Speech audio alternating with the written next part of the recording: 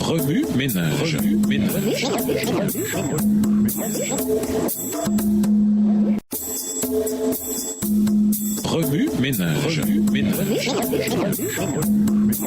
Bienvenue dans votre émission. Wami Ménage. Nous voilà à la leçon de lundi. Interpréter des mots durs. En dépit de toutes les explications données jusqu'ici cette semaine, les mots de Jacques à l'égard des riches peuvent encore sembler durs. Il convient donc de décortiquer le contexte pour y voir plus clair. Jacques 4, verset 17 précède directement Jacques 5, verset 1. Les séparations de chapitres, bien qu'incroyablement utiles pour l'organisation, ne sont pas forcément inspirées. Les pensées de chapitre ne s'arrêtent pas là à la fin de son organisation. Autrement dit, dans nos Bibles modernes, Jacques 4 et Jacques 5 ne sont pas aussi séparés qu'ils paraissent l'être. À la fin du chapitre 4, Jacques explique que le péché ne consiste pas seulement à faire le mal, mais aussi à s'abstenir de faire le bien dont on est au courant. Ce point est extrêmement pertinent pour les riches. Jésus raconte la parabole de deux serviteurs qui ont désobéi à leur maître pendant son absence. Le serviteur, qui ne connaissait pas la volonté de son maître, n'a pas été puni aussi sévèrement que le serviteur qui connaissait, lui, la volonté de son maître. Car à qui l'on a beaucoup donné, on demandera beaucoup. Luc 12, verset 48. Comme les talents et les dons, l'augmentation de l'argent donne à la fois une occasion accrue de faire davantage de bien et de nuire davantage. À chacun revient de décider comment il l'utilisera. Désespéré par la méchanceté de son peuple, Dieu l'a décrit comme suit par l'intermédiaire du prophète Jérémie. Comme la cage pleine d'oiseaux, leurs maisons sont remplies de ce qu'ils ont pris par fraude. C'est pourquoi ils sont devenus puissants et riches, gros et gras. Il n'y a pas de limite à leurs méfaits. Ils ne rendent pas la justice, ne font pas droit à l'orphelin, sinon il aurait gain de cause. Ils ne tiennent aucun compte des droits du pauvre.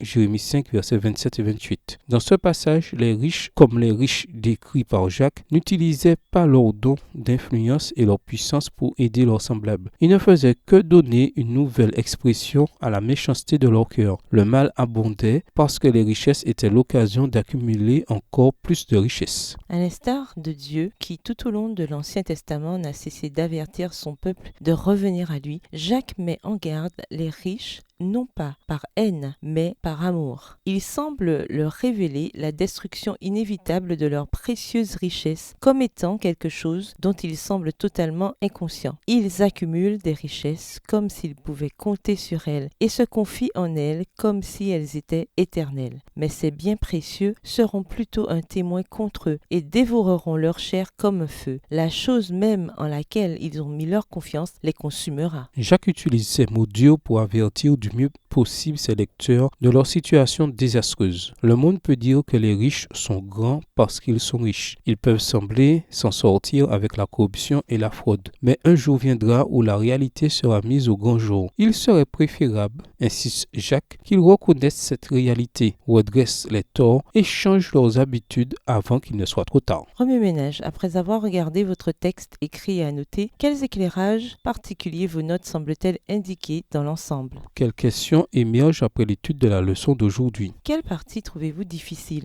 Quels autres principes et conclusions découvrez-vous? De quelle façon la société permet-elle aux riches de faire ce que les non-riches ne peuvent pas faire? Comment en avez-vous été affecté, soit personnellement, soit dans votre vision du monde? Au revoir. Et à demain si Dieu veut.